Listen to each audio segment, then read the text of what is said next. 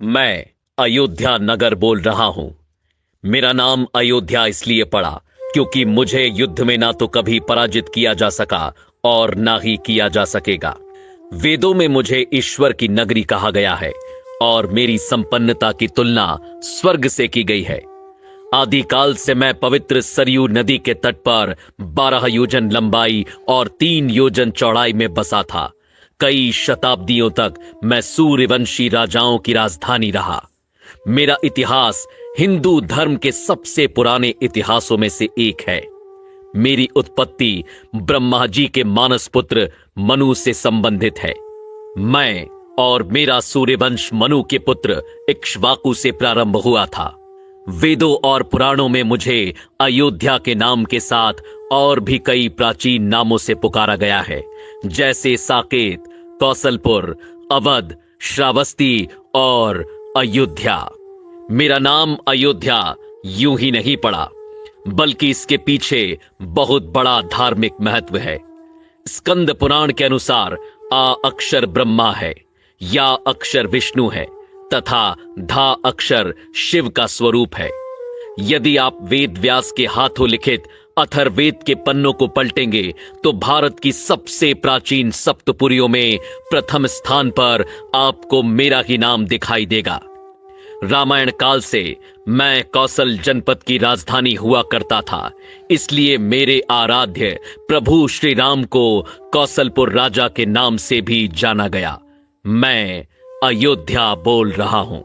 कितने ही देवता, दानव, मनुष्य और शासक आकर चले गए, सदियां बीत गईं और फिर युग बीत गए, लेकिन मैं यहीं सरयू के तट पर अडिग रूप से खड़ा सब कुछ देखता रहा। मैं वो महासौभाग्यशाली नगर हूं जिसकी गोद में खेलकर रघुनंदन श्री राम बड़े हुए।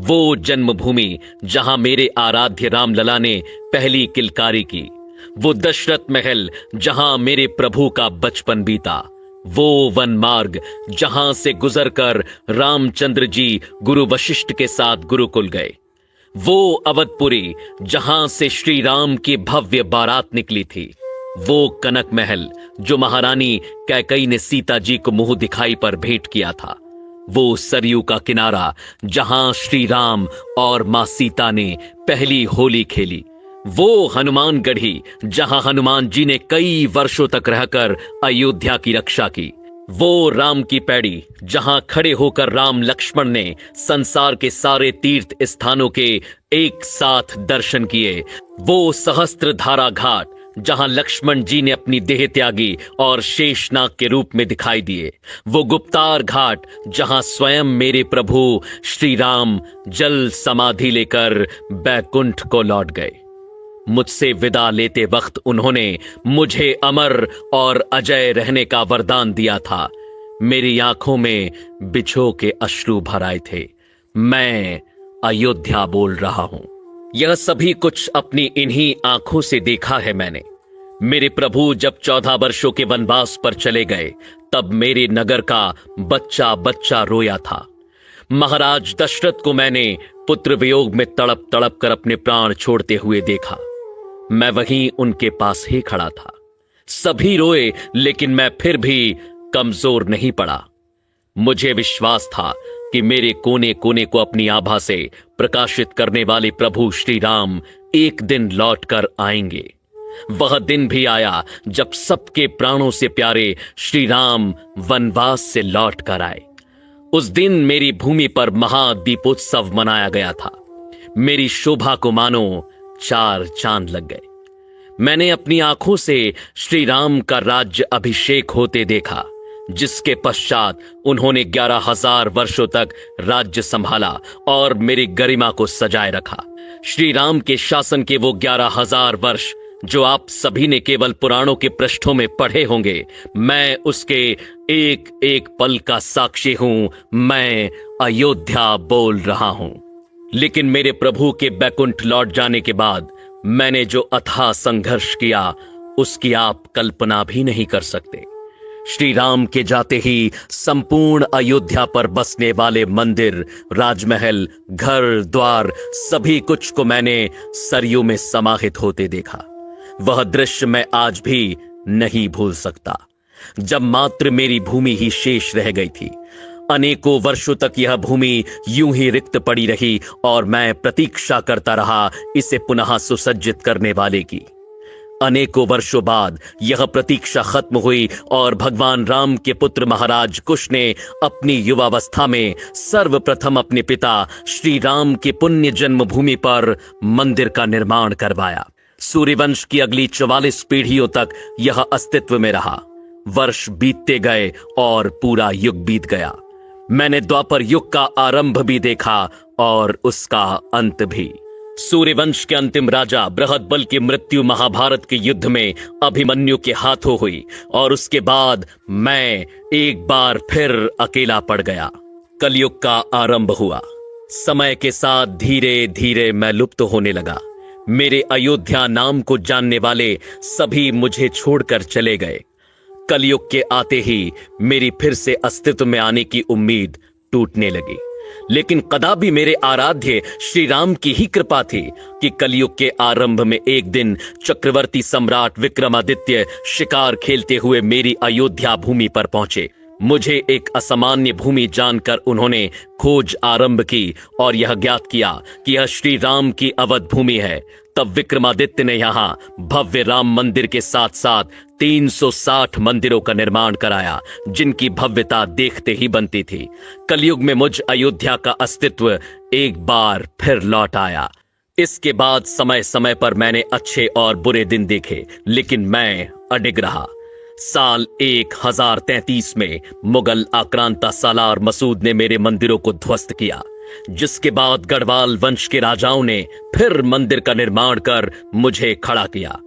साल 1528 में मुगल बादशाह बाबर के निर्देशों पर फिर मुझे कुचलने की कोशिश की गई और मेरे सर्वस्व श्री राम के पूज्य जन्म स्थान पर बलपूर्वक मस्जिद खड़ी कर दी गई। मेरे रामलला से प्रेम करने वालों के हृदय में ये आग धधकती रही कि श्री राम को न्याय कब मिलेगा, और 1853 में यह आग भड़क उठी, जब यहां पहली बार हिंदू मुसलमानों के बीच दंगे हुए। उस समय अंग्रेजी सरकार ने अस्थायी रूप से समझौता कराया। साल 1949 की खुदाई में यहां श्री राम के अवशेष मूर्तियां पाई गईं, जिसके बाद 1950 में सिविल कोर्ट में मूर्ति स्थापित करने की इजाजत मांगी गई। साल 1961 में एक बार फिर मेरी जागती उम्मीदों पर प्रहार हुआ और मेरे आराध्य श्री राम की मूर्तियां हटाने की कोशिश की गई। साल 1984 में विश्व हिंदू परिषद ने मंदिर निर्माण के लिए कमेटी का गठन किया और हिंदुओं को एक छोटी सी विजय के रूप में यहां अपने प्रभु श्री राम की पूजा करने की अनुमति मिली। इसी क्रम में साल 1992 में कई हिंदू संगठनों ने मिलकर मस्जिद के विवादित ढांचे को गिरा दिया, जिसके बाद देश भर में सांप्रदायिक दंगे भड़क उठे, जिसमें 2000 से ज्यादा लोगों को अपने प्राणों की आहुति देनी पड़ी। साल बीतते गए, अदालत की सुनवाई जारी रही, अर्जियां लगती रहीं, तारीखें मिलती रहीं, लड़ाई लड़ने वाले चेहरे भी बदलते गए, लेकिन इन सब के बीच मैं अयोध्या डटकर खड़ा रहा, इस उम्मीद के साथ कि यह मेरे प्रभु श्री राम की भूमि है जो कोई नहीं छीन सकता। आखिरकार बहुत लंबी प्रतीक्षा के बाद साल 2019 में इस लड़ाई में पहली विजय मिली, जिससे मेरा रोम रोम खिल उठा, जब सुप्रीम कोर्ट ने मेरे प्रभु श्री राम के पक्ष में फैसला सुनाया और 2.77 एकड़ भूमि के हिस्से को मेरे रामलला के लिए लौटाया। साल 2020 में श्री राम मंदिर का भव्य भूमि पूजन कार्यक्रम आयोजित किया गया, जो मेरी दूसरी विजय के रूप में मुझे प्राप्त हुआ, और मेरी तीसरी और अंतिम विजय आज सभी के सामने है, जब साल 2024 में एक अद्वितीय और भव्य मंदिर निर्माण के बाद स्थायी रूप से मेरे सर्वस्व श्री राम की प्राण प्रतिष्ठा होने जा रही है, जिसकी एक झलक देखने के लिए हर कोई लालायित है। मैं अयोध्या बोल रहा हूं। आज मैं ऐसा महसूस कर रहा हूं मानो मेरी युगों युगों की तपस्या सिद्ध होने जा रही है। मैं नहीं जानता कि आप में से किसे ये सारी बातें सत्य लगती हैं और किसे केवल एक कल्पना, लेकिन मैं वो अयोध्या हूं जिसने अपनी आंखों से इन सभी दृश्यों को देखा है। युगों युगों से इस कठिन समय को मैंने जिया है, और मुझसे बेहतर भला ये कौन जानता है कि लोग आते जाते रहेंगे, युग बदलते रहेंगे, लेकिन मेरे आराध्य श्री राम हर युग में हैं, हर काल में हैं, हर घड़ी में हैं, दृश्य और अदृश्य दोनों रूप से सदैव यहां उपस्थित रहेंगे। और मेरे उस मंगल भवन के दरबार में देर हो सकती है, लेकिन अंधेर नहीं। जय जय श्री राम। अगर आपको यह वीडियो पसंद आया तो इसे शेयर करना ना भूलें।